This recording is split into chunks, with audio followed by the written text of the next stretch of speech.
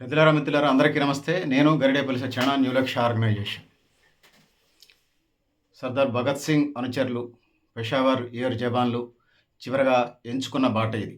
అంటే భగత్ సింగ్ భారతదేశ స్వాతంత్రం కోసం ఏదైతే ఉన్నదో అక్కడ చెవులు, కళ్ళుండి చూడలేని, చెవులుండి విననటువంటి బ్రిటిష్ ఏజెంట్లు లేకపోతే బ్రిటిష్ పార్లమెంట్ సభ్యులు భారతదేశంలో బాతాకాని బ్యాచ్‌లాగా పెడుతూ భారతదేశ స్వతంత్ర ఉద్యమాల్ని శీతకన్నేసి, ముసలి కన్నీరు గారుస్తూ భారతీయుల్ని అడ్మినిస్ట్రేట్ చేస్తూ స్వాతంత్రం ఇవ్వకుండా ఉన్నటువంటి రోజుల్లో భారతదేశానికి స్వాతంత్రం కావాలని, ఇది బ్రిటిష్ పార్లమెంట్ రవి అస్తమించని బ్రిటిష్ గవర్నమెంట్ దాకా వినపడాలని చెప్పేసి ఆ రోజు లోక్‌సభ మీద, పార్లమెంట్ మీద పొగ బాంబులు వేసి, మనుషులకి హాని చేయకుండా పొగ బాంబులు వేసి పార్లమెంట్‌లో జివ భారతదేశ స్వతంత్ర పిపాసని భారతదేశానికే కాకుండా రవి అస్తమించిన బ్రిటిష్ సామ్రాజ్యవాదానికి, అదేవిధంగా ప్రపంచానికి తెలియజేశాడు కామ్రేడ్ భగత్ సింగ్. భగత్ సింగ్‌తోని పాటుగా రాజ్‌గురు, సుఖదేవ్ లాంటి వాళ్ళు కూడా ఉన్నారు. ఈ క్రమంలోనే భారతదేశ సంపూర్ణ అంటే భగత్ సింగ్ ఆ రోజు ఆ పొగ బాంబు వేసిన తర్వాత తప్పించుకొని పోయే అవకాశం ఉన్నది.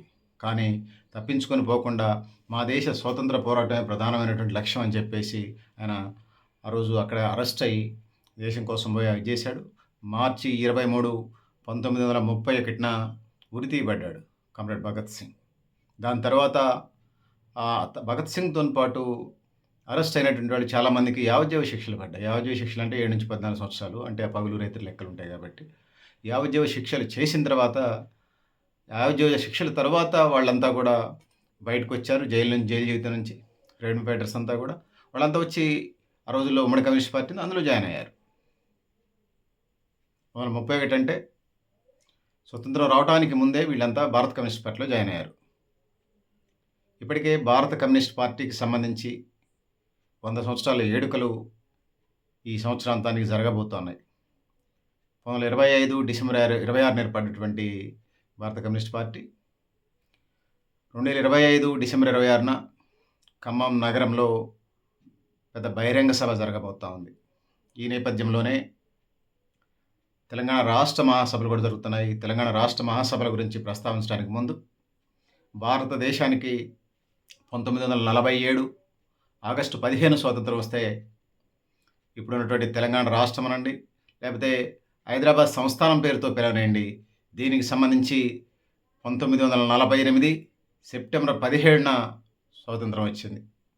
అంటే భారతదేశానికి 560కి పైగా సంస్థానాలుంటే ఆ స్వతంత్రం వచ్చినప్పుడు అట్లీ ఎవరైతే ఉన్నారో ఆ అట్లీ స్వతంత్రం ఇచ్చేశాడు ఆ రోజు బ్రిటిష్ ప్రధానమంత్రి. సో మహాత్మా గాంధీ లాంటి వాళ్ళ ఉద్యమాలను గౌరవిస్తూనే అట్లీ ఓ సందర్భంలో 47లో స్వతంత్రం ఇస్తే 4 ఏళ్ల తర్వాత 1950-51 మధ్య ఇండియాకి వచ్చాడు బ్రిటిష్ ప్రధానమంత్రి. వచ్చినటువంటి క్రమంలో ఆ రోజు వెస్ట్ బెంగాల్‌కి సంబంధించినటువంటి హైకోర్టు జడ్జి తనతో మాట్లాడటం జరిగింది. సో భారతదేశానికి స్వతంత్రం ఎందుకు ఇవ్వాలనిపించింది, ఎందుకు ఇచ్చారనే దాని మీద ఆజాద్ హిందూ ఫౌజ్ పేరుతోని ఏదైతే ఉన్నదో దేశవ్యాప్తంగా నేషనల్ ఆజాద్ హిందూ ఫౌజ్ పేరుతోని సుభాష్ చంద్రబోస్ నడుపుతున్నటువంటి ఉద్యమం. అదేవిధంగా సుభాష్ చంద్రబోస్ పట్టుదల కలిగిన మనిషి. సో జపాన్ నుంచి వచ్చి కూడా అట్లా వచ్చి కూడా జపాన్ అంటే రెండో ప్రపంచ యుద్ధంలో ఉంది. అటు నుంచి వచ్చి భారతదేశాన్ని చేసే పరిస్థితిలో మేము ఖచ్చితంగా ఇవ్వాల్సి వచ్చిందని చెప్పేసి ఆనాడు భారతదేశానికి స్వాతంత్రం ఇచ్చినటువంటి అట్లీ బ్రిటిష్ ప్రధానమంత్రి, అంటే ఈ రవి అస్తమించిన శ్రీ బ్రిటిష్ సామ్రాజ్యానికి ఆయనే ప్రధానమంత్రి చెప్పినటువంటి నేపథ్యాన్ని మనం చూస్తాం. అదేవిధంగా అంత మాత్రాన మహాత్మా గాంధీ స్వతంత్ర పోరాటం ఉరికపోదు, అల్లూరి సీతారామరాజు స్వతంత్ర పోరాటం ఉరికపోదు, భగత్ సింగ్ స్వతంత్ర పోరాటం ఉరికపోదు. ఇంకా అనేక మంది జైలు జీవితాలు ఉన్నాయి. అనేక మంది జైళ్ళల్లో మగ్గారు. అనేక మంది ఉరికంబాలు ఎక్కారు. చాలామంది కుటుంబాలకి దూరమై పేదరికంలో మగ్గినటువంటి కుటుంబాలను నేను ఎరుగుదును ఈ 100 ఏళ్లలో. నాకు 100 ఏళ్ళు లేకపోయినా, 50 ఏళ్ళు లేకపోయినా ఆ 100 ఏళ్ల చరిత్ర నాకు తెలుసు. సో ఇది భారతదేశ స్వతంత్రానికి సంబంధించి వందలాది వేలాది మంది ప్రజలు 15% కూడా అక్షరాస్యత లేదు. ఈ క్రమంలో భారతదేశ స్వతంత్ర పోరాట యోధులంతా కూడా ఈ దేశానికి స్వతంత్రం రావాలని, ఈ దేశ ప్రజలు అభివృద్ధి చెందిన దేశాల సరసన నిలబడాలని చెప్పేసి పోరాటం చేసినటువంటి క్రమం ఉంది. దానికి వీళ్ళంతా నాయకులు చేశారు. సో, చాలామంది నాయకులు ఆ కార్యక్రమాన్ని, స్వతంత్రోద్యమాన్ని నడిపించినటువంటి స్వతంత్ర ఉద్యమం కోసం జైలు జీవితాలు, అనేక లాఠీ దెబ్బలు, తూటాలు, తుపాకీ తూటాలు, చావులు, అండమాన్ జైలు లాంటి జైల్లో మగ్గినటువంటి పరిస్థితిని భారతదేశ స్వతంత్రానికి సంబంధించి చూసాం. అందులో 560 సంస్థానాలు భారతదేశంలో విలీనమైనయి. అటు జూనాగఢ్, అదేవిధంగా జమ్మూ కాశ్మీర్, తెలంగాణ రాష్ట్రం మెర్జీ కాలేదు. ఈ మెర్జీ కానటువంటి సమయంలో ఏదైతే ఉందో జూనాగఢ్‌ని వెంటనే ఉన్నటువంటి వల్లభాయ్ పటేల్, సర్దార్ వల్లభాయ్ పటేల్ నేతృత్వంలో హ్యాండ్ ఓవర్ చేసుకోవడం జరిగింది 47, 48లో. దాని తర్వాత జమ్మూ కాశ్మీర్‌ని కూడా అతను రాజాసింగ్ అనుకుంటాను, నేను ఇండిపెండెంట్‌గా ఉంటానంటే భారతీయులు నెగ్లెక్ట్‌గా ఉంటే అటు నుంచి పాకిస్తాన్ ఆక్రమించుకుంటా వచ్చింది. సో, ఈ క్రమంలో తప్పనిసరి పరిస్థితుల్లో జమ్మూ కాశ్మీర్‌ని మనం మళ్ళీ సైనిక పటాలాలతోని హ్యాండ్ ఓవర్ చేసుకోవాల్సొచ్చింది. ఇప్పటికే పీఓకే సమస్య, పాక్ ఆక్రమిత కాశ్మీర్ సమస్య నడుస్తా ఉంది. ఈ నేపథ్యంలో ముఖ్యంగా హైదరాబాద్ సంస్థానానికి సంబంధించి, అంటే ఇప్పుడున్నటువంటి తెలంగాణ రాష్ట్రం, ఈ తెలంగాణ రాష్ట్రానికి అటు కర్ణాటకకు సంబంధించి కొన్ని జిల్లాలు, అటు మహారాష్ట్రకు సంబంధించి కొన్ని జిల్లాలు, ఇప్పుడు ఆంధ్రాకి సంబంధించి కూడా కొంత ప్రాంతం ఈ హైదరాబాద్ నవోజాం సంస్థానం పరిధిలో ఉండేది. వీళ్ళంతా కూడా బ్రిటిష్ వాళ్ళకి కప్పం కడుతూ ఇక్కడ రూల్ చేస్తూ ఉండేది. ఇక్కడ అయ్యనై బాంచనంటూ బతకలేక బతుకుతున్నటువంటి పేద ప్రజల ఎన్నుతట్టి నిలబెట్టింది భారత కమ్యూనిస్ట్ పార్టీ. సో, ఈ భారత కమ్యూనిస్ట్ పార్టీకి సంబంధించి ఏదైతే ఉన్నదో ఆ ఉద్యమ పోరాట పంద తెలంగాణ ఆంధ్ర మహాసభ, అదేవిధంగా తెలంగాణ సాయుధ పోరాటం జరిగినటువంటి నేపథ్యం. ఈ క్రమంలోనే దీనికి సంబంధించి 4000 మంది అమరవీరులు ఆ ఉద్యమంలో మరణించారు. స్వతంత్రం రావడానికి ముందు తెలంగాణ సాయుధ పోరాటంలో, స్వతంత్రం వచ్చిన తర్వాత కూడా చనిపోయారు. సో, ఆ విధంగా ఉన్న నేపథ్యాన్ని మనం చూస్తూ ఉన్నాం. సార్ తర్వాత సిపిఐ 64లో సిపిఎం గాను, 69లో ఎంఎల్ పార్టీ గాని విడిపోయి కమ్యూనిస్ట్ పార్టీలకు సంబంధించి ఒక లక్ష్యం ఒకటైనప్పుడు దారులు వేరవుతూ నడుచుకుంటూ వెళ్తున్నటువంటి పరిస్థితి. ఈ 100 ఏళ్ల చరిత్రలో మళ్ళీ అన్ని పార్టీలు మెర్జ్ అయ్యే వైపుగా ఆలోచన చేస్తున్న పరిస్థితిని మనం చూస్తూ ఉన్నాం. ఈ 100 ఏళ్ల చరిత్ర అనుభవాల్ని, గుణపాఠాలను తీసుకున్నప్పుడు అనేక చారిత్రక తప్పిదాలు కూడా జరిగినాయని కొన్ని కమ్యూనిస్ట్ పార్టీలు ఒప్పుకున్నటువంటి పరిస్థితిని మనం చూసాం. ఈ క్రమంలో భారతదేశ కమ్యూనిస్ట్ ఉద్యమం 10 లక్షల ఎకరాలని పంపిణీ చేసింది. అదేవిధంగా తెలంగాణ రాష్ట్రంలో కూడా దున్నేవాడికి భూమి అనే నినాదంతోని, తినడానికి తిండి, ఉండడానికి ఇల్లు, కట్టుకోవడానికి బట్ట, విద్య, వైద్యం, ఉపాధి రంగాల పేరుతోని కమ్యూనిస్ట్ పార్టీ అనేక పోరాటాలు చేసుకుంటూ వచ్చింది. సో, ఇట్లాంటి సమయంలో ముఖ్యంగా తెలంగాణ నాలుగవ తెలంగాణ రాష్ట్ర 4వ మహాసభలు హైదరాబాద్ కేంద్రంగా జరుగుతూ ఉన్నాయి. ఇప్పటికీ తెలంగాణ రాష్ట్ర కార్యదర్శిగా కొత్తగూడెం శాసనసభ్యులు తెలంగాణ రాష్ట్ర కార్యదర్శిగా ఉన్నారు. తెలంగాణ రాష్ట్ర కార్యదర్శిగా తనే కంటిన్యూ అయ్యే పరిస్థితుంది. పార్టీ ఏమన్నా మహాసభ నిర్ణయం తీసుకుంటే చూద్దాం అది కూడా. సో, ఈ క్రమంలో ఏదైతే ఉన్నదో మేడ్చల్ మల్కాజిగిరి జిల్లా గాజుల రామారంలోని మహారాజా గార్డెన్స్‌లో 2025 ఆగస్టు 20 నుంచి 22వ తేదీల వరకు 3 రోజుల పాటు ఈ మహాసభలు నిర్వహిస్తున్నట్టుగా కొత్తగూడెం ఎమ్మెల్యే, కొత్తగూడెం శాసనసభ్యులు, తెలంగాణ రాష్ట్ర కార్యదర్శి కూరనేని సాంబశివరావు గారు తెలిపినటువంటి పరిస్థితిని మనం చూస్తూ ఉన్నాం.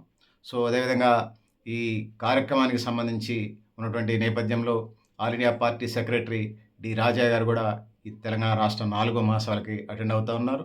జాతీయ కార్యదర్శి, ప్రధాన కార్యదర్శి డి రాజా గారితో పాటు ఉమ్మడి ఆంధ్రప్రదేశ్ కార్యదర్శి, డైనమిక్ లీడర్.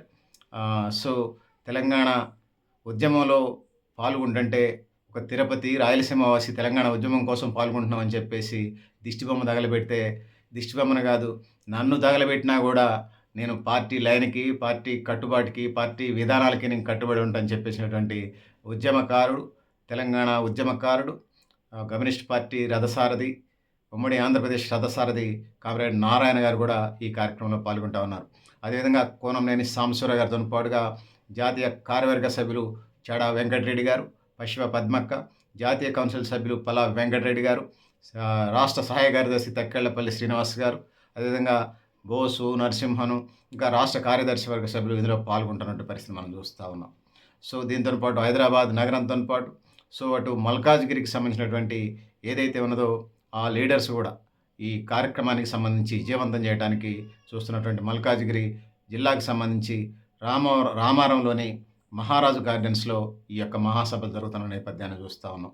ఈ 100 ఏళ్లకు సంబంధించినటువంటి 100 ఏళ్ల సంబంధించినటువంటి డిసెంబర్ 25, 2025 డిసెంబర్ 26 రాష్ట్ర స్థాయి బహిరంగ సభ, అదేవిధంగా లక్షలాది మందిగా సుమారుగా 5 లక్షల మంది అని కమ్యూనిస్ట్ పార్టీ చెప్తా ఉంది. వాటికి సంబంధించి ఆ విధంగా ఉన్నది. సో కమ్యూనిస్ట్ పార్టీ ఈ మహాసభలో నిర్ణయం తీసుకోబోతా ఉంది. దాంతో పాటుగా ఈ యొక్క మహాసభలు 100 ఏళ్ల చరిత్ర కలిగినటువంటి మహాసభలు జరుగుతూ ఉన్నాయి. 20వ తారీఖు అంటే బుధవారం వస్తుంది. 2025 ఆగస్టు 20వ తారీఖు అంటే బుధవారం వస్తూ ఉంది. మహాసభలు 3 రోజుల పాటు 20, 21, 22వ తేదీల్లో మెడ్చల్ మల్కాజిగిరి గాజుల రామారంలో జరుగుతూ ఉంటాయి. సో దీనికి సంబంధించి డెలిగేట్ మెంబర్షిప్ ప్రకారం అంటే ఇన్ని మెంబర్షిప్కి ఒక డెలిగేషన్ ఇస్తున్నటువంటి నేపథ్యాన్ని మనం ఎరుగుదాం. సో ఈ క్రమంలో 3 రోజుల పాటు జరిగే మహాసభల్లో 743 మంది ప్రతినిధులు పాల్గొంటున్నట్టుగా తెలంగాణ రాష్ట్ర శాఖ తెలియజేస్తూ ఉంది. దాంతో పాటుగా ఆహ్వానితులతోని సీనియర్లని ఇంకా ప్రజా సంఘాల బాధ్యుల్ని మొత్తం కలుపుకొని 1000 మంది ఈ తెలంగాణ రాష్ట్ర 4వ మహాసభల్లో పాల్గొంటున్నట్టుగా పార్టీ తెలియజేస్తూ ఉంది. భారత కమ్యూనిస్ట్ పార్టీ రాష్ట్ర శాఖ. పెద్దలారా, మిత్రులారా, ఇక 2025 ఆగస్టు 20వ తారీఖున ఉదయం 9 గంటలకు జీడిమెట్ల పోలీస్ స్టేషన్ నుండి మహాసభల వేదికైన మహారాజా గార్డెన్స్ అంటే గాజుల రామారంలోని ఏదైతే మల్కాజిగిరి జిల్లా మెడ్చల్ మల్కాజిగిరి జిల్లాలోని గాజుల రామారం మహారాజు గార్డెన్స్ వరకు పెద్ద ర్యాలీ, రెడ్ ఫ్లాగ్, జనసేవదళ ర్యాలీ ఉంటుంది, ప్రదర్శన కూడా ఉంటుంది. ఉదయం 10 గంటలకి పార్టీ సీనియర్ నాయకులు తెలంగాణ రైతాంగ సాయుధ పోరాట యోధులు కందిమల ప్రతాప్ రెడ్డి గారు ఈ అరుణ పతాకాన్ని ఎగరవేస్తారు. 10:15కి కవి, అదేవిధంగా నవచేతన పబ్లిక్ హౌస్ సంపాదకులు ఏటుకూరి ప్రసాద్ గారు ఎవరైతే ఉన్నారో ఆయన మృతవీరుల స్తూపానికి ఆవిష్కరణ చేస్తారు. దాని తర్వాత 11 గంటలకి తెలంగాణ రాష్ట్ర 4వ మహాసభలు పార్టీ జాతీయ ప్రధాన కార్యదర్శి డి రాజా గారు ప్రారంభిస్తారు. సో 4వ సభల ప్రారంభానికి సంబంధించి ఏఐటీసీ సీనియర్ నాయకులు దివంగత పొట్లూరి నాగేశ్వరరావు గారి అంటే పొట్లూరు నాగేశ్వరరావు నగర్గా నామకరణం చేసినట్లుగా రాష్ట్ర శాఖ తెలియజేస్తూ ఉంది. సోదరులారా, సోదరీమణులారా, అంటే తెలంగాణ రాష్ట్ర మహాసభలు జరుగుతున్నాయి. ఇవి మెడ్చల్ మల్కాజిగిరి జిల్లా గాజుల రామవరంలోని మహారాజు గార్డెన్. దీనికి సంబంధించి సీనియర్ నాయకులు పొట్లూరు నాగేశ్వరరావు గారి నగర్గా ఆ మహాసభల ప్రాంగణాన్ని వెళ్ళడం జరుగుతూ ఉంది. సో దాంతోపాటు మహాసభల లోపల ఇన్నర్ హాల్కి ప్రాంగణానికి సంబంధించి వచ్చినప్పుడు అంటే దాన్ని మొత్తాన్నేమో పొట్లూరి ఏమంటారు 4వ మహాసభల ప్రాంతానికి ఏఐటీసీ సీనియర్ నాయకులు దివంగత పొట్లూరి నాగేశ్వరరావు నగర్గా నామకరణం చేశారు. సో దాంతో పాటుగా మహాసభల ప్రాంగణానికి యువ నాయకుడు సిపిఐ రాష్ట్ర సహాయ కార్యదర్శి దివంగత నేత బాలమల్లేష్ పేరుని భోజనశాలకు పెట్టడం జరిగింది. మెడ్చల్ జిల్లా నాయకులు దివంగత అదేవిధంగా అంటే ఆ ప్రాంగణానికి ఏమో బాలమల్లేష్ పేరు పెట్టారు. భోజనశాలకి మెడ్చల్ జిల్లా నాయకులు దివంగత రొయ్యల కృష్ణమూర్తి, సహదేవుల పేర్లను పెట్టారు. సో కేంద్ర రాష్ట్ర ప్రభుత్వాలు ప్రజా వ్యతిరేక విధానాలకు ఎండగట్టేందుకు మహాసభల వేదికగా సమరశంఖం పూరించబోతుంది భారత కమ్యూనిస్ట్ పార్టీ.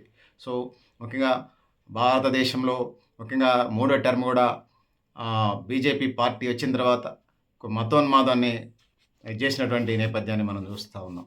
సో మతతత్వం పేరుతోనే అది చేసేటువంటి విధి విధానాలు, ప్రభుత్వ రంగ సంస్థలు నమ్మటం, నిరుద్యోగం పెరిగింది, అదేవిధంగా ద్రవ్యోల్బణం పెరిగినాయి, ధరలు పెరుగుతున్నాయి, బ్లాక్ మార్కెటింగ్ పెరుగుతూ ఉంది. సో అవినీతి, బంధుప్రీతి, ఆశ్రిత పక్షపాతం పెరిగిపోతున్నటువంటి నేపథ్యాన్ని మనం చూస్తూ ఉన్నాం. సో ఈ క్రమంలో దేశ ప్రజలను చీల్చేందుకు బీజేపీ కుట్రలు పొందుతూ ఉంది. సరైన పరిపాలన లేదు, రిటైర్మెంట్ లేదా రిక్రూట్మెంట్ లేకుండా ప్రభుత్వ రంగ సంస్థలన్నింటినీ అమ్మక నూపుతూ ఉంది. సో ఒక ఇంట్లో కిరాయికి ఉండేటువంటి వ్యక్తి ఆ ఇంటిని అమ్ముకున్న చందంగా 5 ఏళ్లు పరిపాలించమని బీజేపీ పాలకులకి అప్పచెప్తే మొత్తానికి ప్రభుత్వ రంగ సంస్థల్ని A to Z అమ్మేస్తూ ఉన్నారు. LICని అమ్మేస్తూ ఉన్నారు, రైల్వేలని ప్రైవేటైజేషన్ చేస్తూ ఉన్నారు, ఎయిర్పోర్ట్ని ప్రైవేటైజేషన్ చేస్తూ ఉన్నారు, షిప్ యార్డ్ని ప్రైవేటైజేషన్ చేస్తూ ఉన్నారు, కొత్త రిక్రూట్మెంట్స్ లేవు, ఉద్యోగిత లేదు. సో ఇలాంటి పరిస్థితులన్నీ ఉన్నటువంటి పరిస్థితిని మనం చూస్తూ ఉన్నాం. సో వీటికి సంబంధించి ఈ తెలంగాణ రాష్ట్ర మహాసభలు, సిపిఐ రాష్ట్ర మహాసభలు, అదేవిధంగా కోలీగ్స్ని కూడా పిలిచిన స్థానిక సంస్థలు ఎన్నికలు వస్తున్న సంబంధించి సిపిఐ సిపిఎం పార్టీ పొత్తులు ఎలా ఉండాలి, సో టీఆర్ఎస్తో వైఖరైంది, ఇండియా కూటమితో వైఖరైంది, అదేవిధంగా ఎన్డీఏ కూటమితో వైఖరైంది అనే దానికి సో రాష్ట్ర శాఖగా రాష్ట్రంలో ఉన్నటువంటి ప్రధాన పార్టీలతోని సిపిఐ పార్టీ ఏ విధంగా ముందుకు పోవాలని చెప్పేసి ఈ రాష్ట్ర మహాసభలో ఈ డెలిగేషన్ ఏదైతే ఉందో రాష్ట్ర పార్టీకి సంబంధించి 1000 మంది ప్రతినిధులు ఈ రాష్ట్ర మహాసభలో ఒక నిర్ణయం చేసే పరిస్థితి ఉన్నది. ఈ రాష్ట్ర మహాసభలకు సంబంధించి రాష్ట్ర కార్యదర్శితో పాటుగా అంటే రాష్ట్ర ప్రధాన కార్యదర్శితో పాటుగా అవసరమైతే సహాయ కార్యదర్శిని అనుకుంటారు. సో దాంతోపాటు రాష్ట్ర కమిటీని కూడా ఎన్నుకుంటారు. ఇది 3 ఏళ్ల కాలం పనిచేస్తుంది. సో సహజంగానే గత 6 నెలలుగా ముఖ్యంగా గ్రామ శాఖలు జరిగినాయి. గ్రామ శాఖల తర్వాత మండల శాఖలు, సిపిఐ మండల మహాసభలు జరిగినాయి, పట్టణాల్లో పట్టణ మహాసభలు జరిగినాయి. దాని తర్వాత నియోజకవర్గ స్థాయి మహాసభలు జరిగినాయి. దాని తర్వాత జిల్లా మహాసభలు జరిగి 33 జిల్లాలకు సంబంధించినటువంటి మహాసభలు జరిగిన తర్వాత ఇప్పుడు ప్రస్తుతం తెలంగాణ రాష్ట్ర మహాసభలు ఏదైతే ఉందో తెలంగాణ సిపిఐ రాష్ట్ర మహాసభలు మేడ్చల్ మల్కాజిగిరి జిల్లా గాజుల రామారంలోని మహారాజా గార్డెన్స్‌లో ఆగస్టు 20, 2025 ఆగస్టు 20 నుంచి 22 దాకా ఈ మహాసభలు జరుగుతున్నట్టు పరిస్థితి మనం చూస్తా ఉన్నాం. ముఖ్యంగా కాంగ్రెస్ ప్రభుత్వం మిత్రపక్షంగా ప్రస్తుతం మనం చూస్తా ఉన్నాం. సో, మిత్రపక్షంగా ఉంటూనే ముఖ్యమైనటువంటి సందర్భాల్లో పార్టీ విధి విధానాలకు సంబంధించి ప్రజా సమస్యలు లేకపోతే సంబంధించిన అంశాల్లో పోరాడుతున్నటువంటి సందర్భాన్ని మనం చూస్తా ఉన్నాం. ముఖ్యంగా ఈ సిపిఐ రాష్ట్ర కార్యదర్శి ప్రస్తుత కొత్తగూడెం ఎమ్మెల్యే ఎవరైతే ఉన్నారో కూనంనేని సాంబశివరావు గారు ఎవరైతే ఉన్నారో ఇప్పటికే తెలంగాణ రాష్ట్రంలో ఉన్నటువంటి ప్రధానమైనటువంటి సమస్యలు అటు ఉపాధ్యాయులకు సంబంధించిన సమస్యలు మనం అసెంబ్లీలో డిబేట్స్ జరుగుతూ ఉంటే అసెంబ్లీలో మాట్లాడాల్సి వచ్చినప్పుడు పేజీలకు పేజీలు మనం మాట్లాడుతుంటే చూస్తూ ఉన్నాం. సో, ఇటు అసంఘటిత రంగానికి ఒకవైపు సంఘటిత రంగానికి రెండో వైపు అసంఘటిత రంగ సమస్యల్ని ప్రభుత్వం దృష్టికి తీసుకొచ్చింది మనం చూస్తూ ఉన్నాం.